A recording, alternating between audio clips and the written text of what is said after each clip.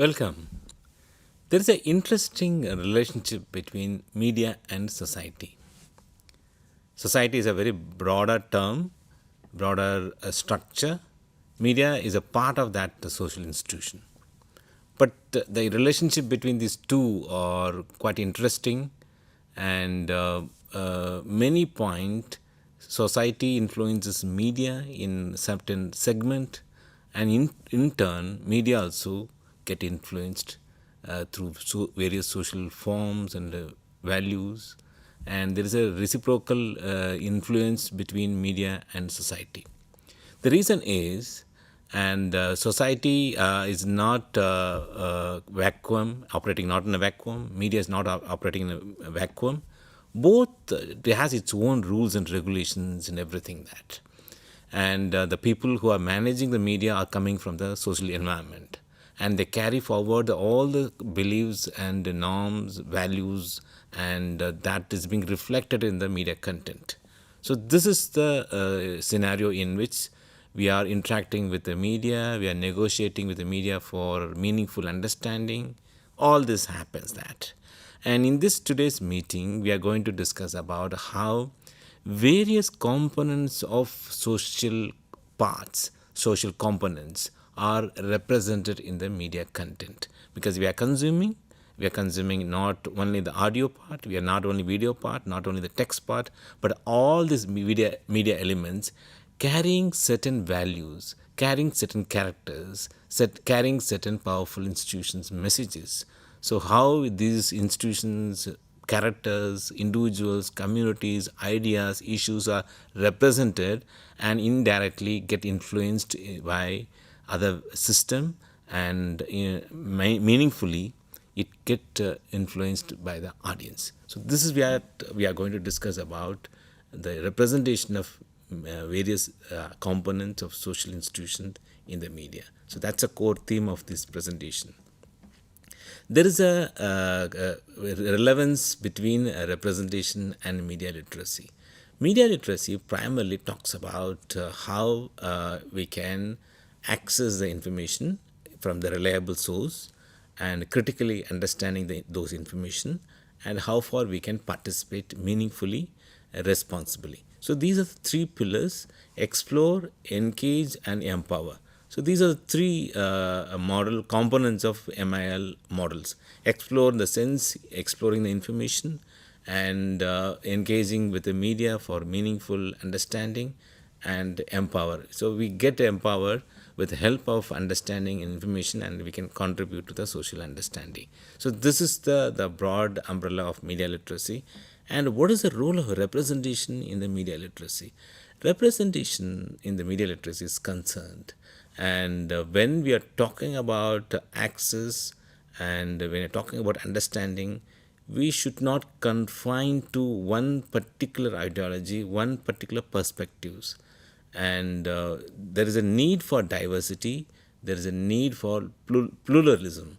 And because once variety of content, variety of opinions and expressions are incorporated in the media content, the audience will have a choice to make. And ultimately, in a democratic setup, the individual's decision matters, the collective decision matters, because based on which the whole system works. And when we are planning to take a decision, not necessarily in the political matters, in the civic matters or other personal choices, including buying a product or making a decision based on the information given to us, we have to take a decision in a very informed manner. And this is one level of individuals' participation in the social life. Secondly, large section of our opinion, large section of our knowledge system are directly and indirectly controlled or managed, shaped by information comes from various sources. Various sources includes family members, includes peer group, includes colleagues, and large extent through media.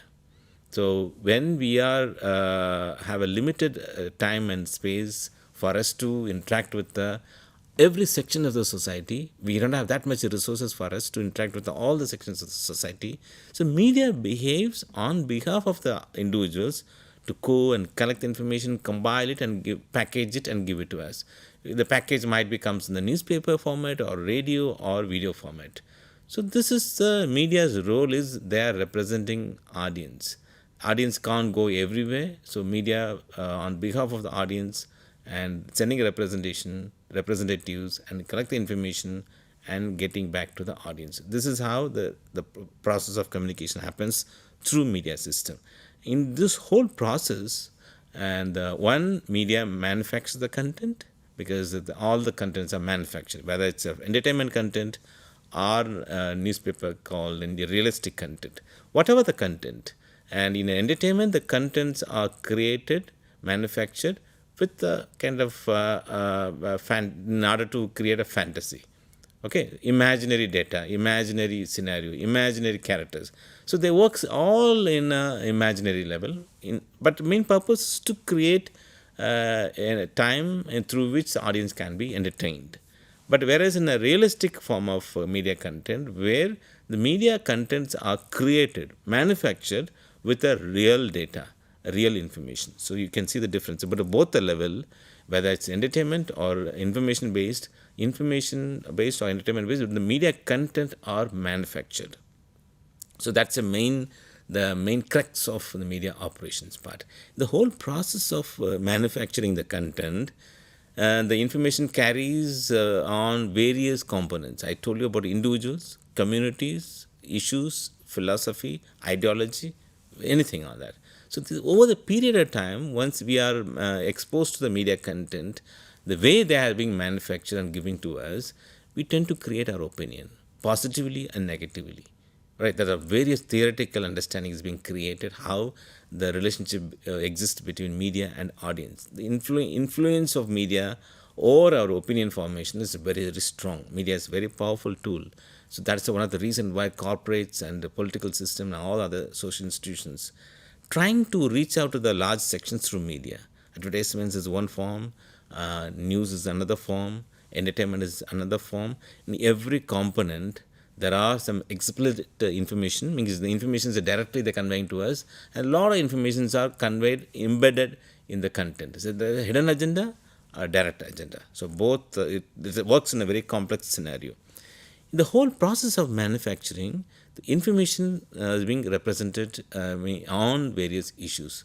So that is a crucial the topic in which our discussions is being centered. Let us understand the word representation first, then we'll try to contextualize the importance of representation, and we will try to explore the role of media literacy in the process of complex representation of various issues from the society. Representation in the context of media refers to the way individuals, groups, ideas, events are portrayed, conveyed, depicted through various forms of media. Either it could be video or audio or textual form, photograph, the way the photograph is being given, composition, the way the text is being written about an individual or an event or idea, that matters. And it's not just a depiction of characters or ideas, and there's a complex process of shaping and conveying a meaning to the audience. So this is the complex process in which the representation is being manufactured. And representation is a crucial concept, and that has a power to shape the people's perception, and it can influence the societal norms, and it can contribute to the construction of ideologies. Now you can understand the role of representation in influence. The powerful process of media manufacturing leads to the opinion formation. It's not just a depiction of ideas. The way it's being depicted, the choice of words, the choice of textual representation, the choice of visual representation, the choice of audio representation, the tone, composition, particular adjectives, the description, and the position of news in a particular format, front page, or with the color, with the picture, the importance in which the particular idea is being presented, right? That makes the influence of the particular content, and the quantum of influence varies from other story based on the media institutions' effort to maximize the presence. So this is what they used to do that. and it's not a conscious or unconscious level of representations. Both the media and our audience are accepting and receiving and interpreting the media content, and mostly and the media messages are manufactured with the certain reason. This is what they are trying to achieve through, if it's advertisements, ultimately they have to influence you, and that leads to the purchase. If it is political propaganda, the simple reason for the propaganda is to influence you to make an opinion in favor of a particular party. So, like that, if you take any sort of media content, it has its own hidden agenda. And in order to reach that hidden agenda, the content is manufactured in such a manner. And in order to make that hidden agenda meaningful, they compromise or project or decrease, underrepresent or misrepresented or overrepresented certain things. This is how the whole complex process works. And there are various ways in which the representation can be understood. And it can be visual representation, it can be cultural representation, it can be gender representation, it can be racial and ethnic representation. Certain representation values shown in the screen are based on the human beings. Certain representation based on how media elements works there. For example, if you take a gender and a racial representation, it's about how media represents communities, how media represent individuals. Media plays a significant role in shaping a social perception of gender roles and identities. And remember that there is a significant imbalance of the power relationship between genders. And this is happening in the offline and the societal platform, and same is being reflected in the media platform.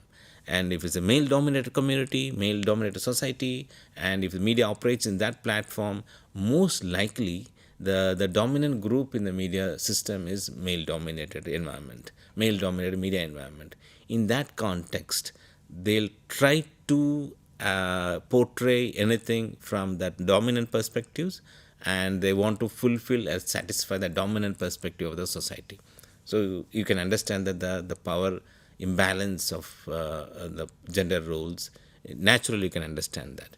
And the second similar role for racial and ethnic representation, media historically has been responsible for portraying racial stereotypes that can lead to the biased beliefs and discriminatory attitudes.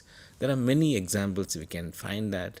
And if you ask yourself whether what kind of opinion you have about a particular continent, a particular type of people, particular country, or within the country, particular sections of the country, you can ask your family members or you can ask your friends. They may have a varied opinion.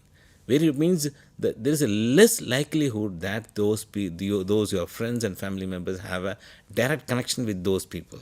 People from other continents, people from other countries, or people from other states. Very likelihood that they have direct connection, but they have opinion. How they got the opinion?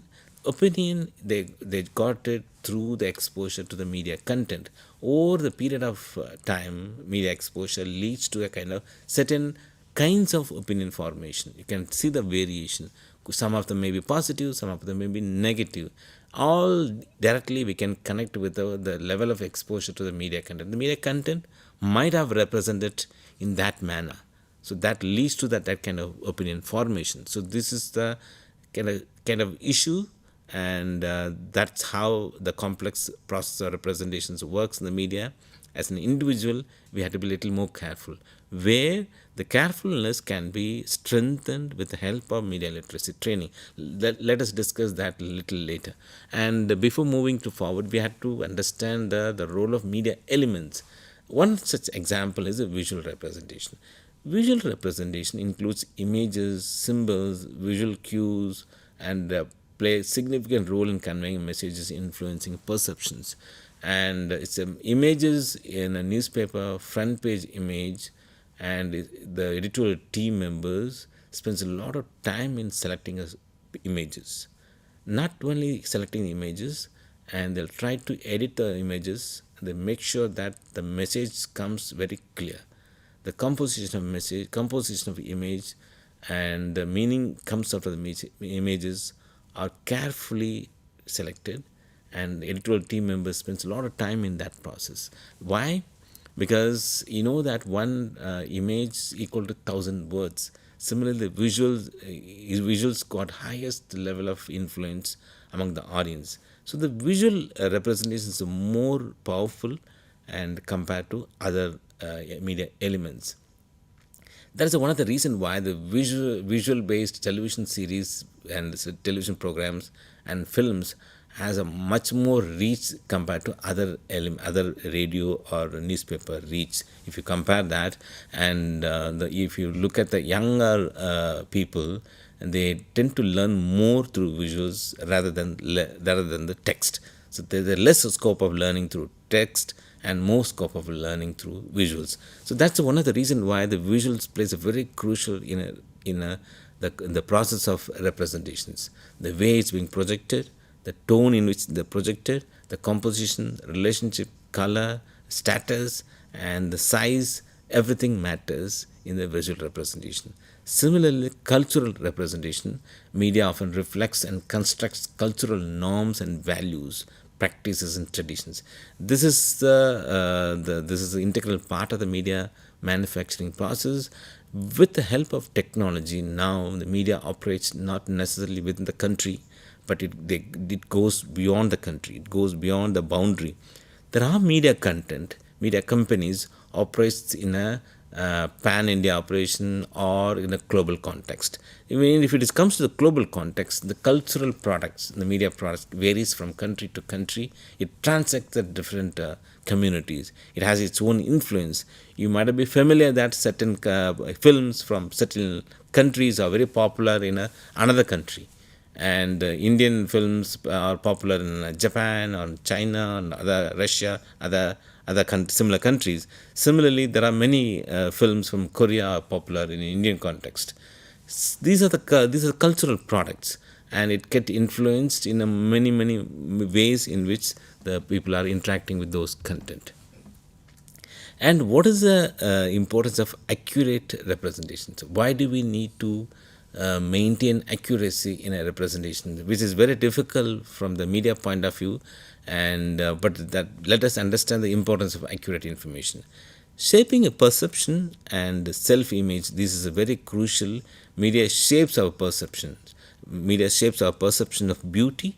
Media shapes the perception of our meaning of success and other social norms. This is very crucial in the process of accurate representations. And similarly, media is a powerful tool in shaping societal norms and behaviors. And behave in the sense it's not that easy for human being to change the behavior overnight, and but overexposure and the strong messages, the campaigns through media can speed up the process of changing the behavioral patterns. And we could have we can recollect that how a kind of COVID appropriate behavior was forcefully represented, forcefully conveyed to the media in order to contain the virus. So this is a recent example for us to learn from the representation and relate to behavioral change.